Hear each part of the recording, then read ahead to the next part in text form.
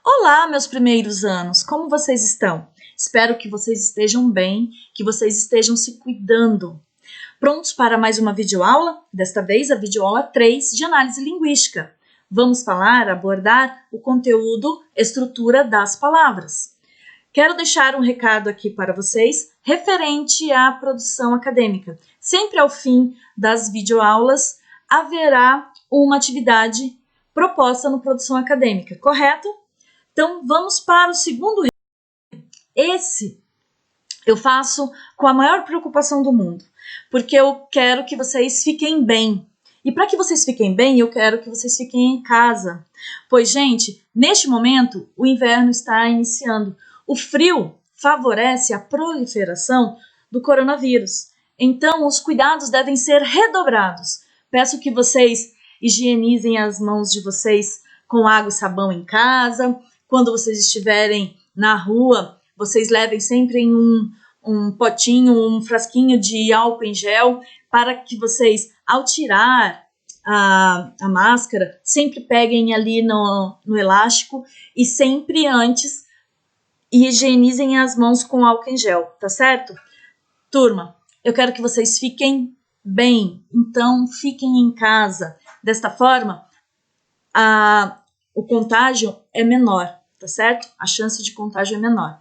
Então, desejo a vocês que cuidem-se, tá? E cuidando-se, vocês estão também, de certa forma, cuidando de seus familiares, correto? Então, vamos para a nossa aula. Vamos falar sobre a estrutura das palavras. Esse conteúdo se encontra na apostila do segundo bimestre, a partir da página 22, estendendo-se até a página 25. Eu trouxe aqui para vocês o conceito de morfema, porque o morfema é a unidade mínima de significação que formam palavras. Então, eu trouxe aqui para vocês essa propaganda. Desta propaganda, eu tirei a palavra imperdíveis. Observe as pequenas partes que formam a palavra imperdíveis. Percebam que cada uma delas está separada, certo? E cada uma tem a sua função, tem também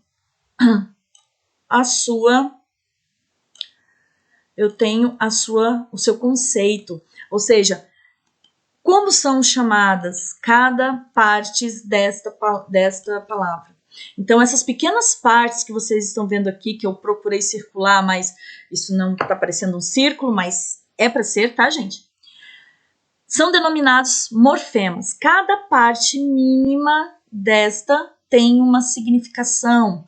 Eles também são conhecidos como elementos formadores da palavra ou elementos mórficos, certo? Espero que vocês tenham entendido o que é conceito de morfema. Só relembrando, morfema é a unidade mínima de significação que formam as palavras, ou seja, cada partezinha dessa tem um significado. Os morfemas, tá? Eles são diversos, são vários os tipos de morfemas que uma palavra pode ter. Nós vamos partir do início, então vamos falar do radical, que é o morfema que contém o significado básico da palavra. A eles são acrescidos os demais morfemas, que nós veremos a seguir. Então, o radical da palavra, ela contém a sua significação básica. Então, vocês podem ver que acrescido a este radical, eu tenho o er, que forma o verbo perder. Eu tenho o edor, que é um sufixo, que forma a palavra perdedor. Veja que esse sufixo somado, acrescido ao radical, forma uma nova palavra. Ido, a mesma coisa. Olha lá, perde mais ido, perdido. Agora, nós vamos ver a palavra imperdível. Veja que eu tenho aqui um prefixo e eu tenho um sufixo. Acrescidos ao radical, imperdível. Assim também a palavra imperdíveis. Então, desta forma, vocês podem verificar que a formação das palavras se dão justamente pelo acréscimo, a junção desses morfemas que estabelecem que tem um significado. Lembrando o seguinte, que as várias palavras formadas de um mesmo radical são denominadas palavras cognatas ou simplesmente cognatos. Há palavras formadas apenas de radical. É o caso dos nomes dos substantivos terminados em vogal tônica, ou seja, aquela vogal com maior intensidade, que é pronunciada com maior intensidade, ou terminada em consoantes. Vejamos alguns exemplos. Sofá, amor, café, cipó, tatu, sucuri, animal, dor, paz, etc. Vogal temática. O que seria uma vogal temática? É a vogal que aparece imediatamente após o radical, preparando-o para receber outros morfemas. Então vejam que aqui nós temos o E, temos o I e o I com acento. Aqui vocês podem ver o R, o Do e o Vez, que são outros morfemas formadores da palavra. Então vocês vejam que antes de eu acrescentar esses morfemas, vem a vogal temática preparando para receber esses demais morfemas, certo? Então vocês podem ver aqui, ó, perder, perdido, perdíveis. Dúvidas? Se vocês tiverem alguma dúvida, por favor, entrem em contato através do fórum. Foi muito importante eu estar ali, ó, o fórum é mais rápido. Eu já vi que havia um problema de som no vídeo anterior e já estou fazendo outro. Então é muito importante, é muito mais rápido essa nossa forma de comunicação, correto? Vogais temáticas dos verbos. Veja, verbos terminados em ar, er e ir. São as vogais, na verdade, que caracterizam as conjugações verbais, ou seja, que determinam a qual conjugação verbal esse verbo pertence. Verbos terminados em ar têm a vogal temática a e faz parte da primeira conjugação. Verbos terminados em e têm a vogal temática e são da segunda conjugação.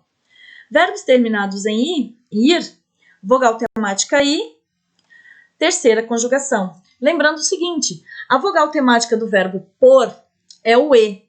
Então, ele pertence à segunda conjugação. Por quê? Porque o seu infinitivo ele é arcaico, ele é poer. Nós temos aí a origem da língua portuguesa, assim como a língua espanhola, como a língua francesa, italiana, com base no latim. Então, esse português, quando inserido aqui no Brasil, certo? Esse português arcaico, veio com o verbo por como o verbo poer. Em espanhol, por exemplo, eu tenho a graduação também em língua espanhola, posso falar com propriedade. O verbo por, no espanhol, se chama poner. Então, você veja, ele não mudou a sua classificação referente à segunda conjugação, certo? Aqui no Brasil, como a língua ela é dinâmica, ela é viva, então houve essa mudança, certo? Então, desta forma, o verbo por, lembrem-se sempre disso, pertence à segunda conjugação. Vogais temáticas dos nomes, ou seja, de substantivos, adjetivos, enfim. Do nome, terminados em a, e, o, quando em posição final, e essa vogal, ela é o quê? Átona, ou seja, é pronunciada com uma menor intensidade. Então, veja alguns exemplos. Banana, mesa, laranja, cobra, leite, verde, estudante, mestre, banco, sono, belo, menino. Então, vocês têm aí essa explicação das vogais temáticas dos verbos, vogais temáticas dos nomes. Uma lida também no material de vocês, da apostila, é muito importante. Lembrando que esse conteúdo ele é um pouco mais aprofundado, por isso vocês não vão encontrar tal como está aqui. Mas deem uma olhada no material de vocês, vocês viram que nos primeiros slides a professora determina, explica certinho qual que é a página e vocês podem voltar e retomar esse conteúdo por um outro olhar, por um outro prisma, que é o da apostila, que é um pouquinho mais resumido, correto? Veja, gente, vamos tratar agora do tema. O tema, na verdade, é o radical, certo? Já acrescido da vogal temática, ou seja, eu tenho ali, ó, o perde, veja que eu acrescento ao radical a vogal temática, desta forma, perde. Então, aqui, tema, perdi, ó, eu acrescentei ao radical apenas a vogal temática aí. E perdi, com acento grave no i. Desta forma, olha, só fiz o quê? Acrescentar o i ao radical. Desta forma, eu tenho o tema. Estão entendendo a diferença da vogal temática e do tema? Então, a vogal temática é a vogal que vem logo após a conjugação, o radical. E o tema é o quê? É o radical acrescido da vogal temática já pronto para receber, ó, já pronto para receber outro morfema, tá certo? Então, agora, desinência. Desinência também é um morfema que indica gênero, se é feminino ou masculino, e número, se é singular ou plural, dos nomes e pessoa, número, tempo e modo dos verbos. Então, através desses morfemas, eu posso determinar o gênero, o número, eu posso determinar a que pessoa esse verbo está flexionado, se está no singular ou no plural, se o tempo é presente, passado, futuro, e o modo dos verbos, ou seja, se está no indicativo, se está no subjuntivo ou se está no imperativo. Certo? Então, essa é a desinência, falando aí de uma forma muito geral. Então, vejam, há dois tipos de desinência. A desinência verbal e a desinência nominal. Vejamos agora a desinência nominal. A e S, que indicam, respectivamente, o feminino e o plural dos nomes, ou seja, das classes gramaticais substantivo, adjetivo, numerais e pronomes. Exemplo, meninas. Veja que o radical é menin. O A é a desinência de gênero, se é feminino ou masculino. E o S, desinência de número. Gente, a forma masculina desses nomes são tidos ali como, digamos assim, uma desinência nula, ou seja, uma desinência que não há necessidade de informar, certo? Por quê? Porque essa desinência ela é praticamente zero, tá? Porque entende-se que é como se fosse um nome daquela classe gramatical. Verbais. Desinências verbais. São as desinências que indicam número e pessoa. Então, desinência número pessoal, DNP e modo e tempo. Desinências modo temporais, DMT, dos verbos. Veja, eu trouxe para vocês o verbo cantávamos. Veja que eu tenho o radical, eu tenho a vogal temática, eu tenho a desinência modo temporal, ou seja, que me indica se está no indicativo, se está no subjuntivo ou se está no imperativo. E também indica o tempo, se é presente, se é passado, se é futuro. Já a desinência mo, veja que essa desinência ela é o quê? Um morfema. Ela indica um número pessoal, ou seja, eu sei através desse mos que trata-se da primeira pessoa do plural. Então, desinência número pessoal, abreviação DNP. Gente, eu espero que vocês estejam compreendendo. Qualquer dúvida, mandem no fórum ou eu prefiro no fórum, gente, é mais rápido. Então, vejam só, o final, átomo, ou seja, que é pronunciado com menor intensidade, de palavras que possuem dois gêneros, e agora eu entro naquilo que eu falei para vocês, que o masculino ele é tido como uma desinência zero. Então, vejam só, que possuem dois gêneros, menino, menina, belo, bela, etc., pode não ser tomado como desinência de masculino, apenas como vogal temática. Nessa concepção, menino e belo possuem desinência zero de gênero, tratando-se o masculino de uma forma não marcada. somente no masculino, tá, turma? Quando há o quê? Quando possui dois gêneros, o masculino e o feminino, marcado pelo artigo o e, pela letra o ou pela letra a. Também o singular pode ser tomado como uma forma não marcada, possuindo desinência zero também, de número, pela ausência do S, que é a desinência de quê? Do plural. Vocês entenderam?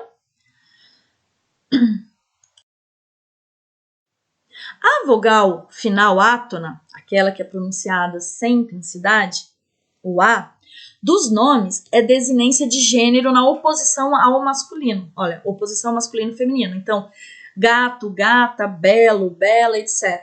Quando não há essa oposição, ou seja, de masculino e feminino, onde a palavra só apresenta feminino, tá?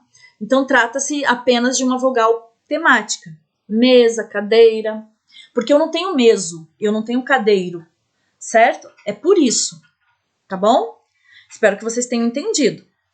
Quando não há essa oposição de masculino e feminino, trata-se de vogal temática apenas. Por quê? Porque eu não tenho meso, eu só tenho mesa.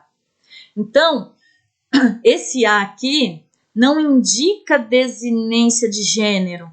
Ela é apenas uma vogal temática. Certo?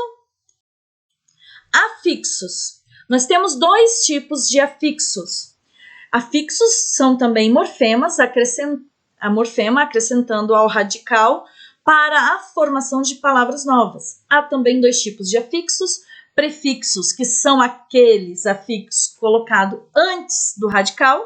No caso aí eu tenho o exemplo in, que tem também sentido, lembrando que eles estabelecem um significado. O in indica negação, então prefixo in, feliz, que é o radical, palavra nova, infeliz.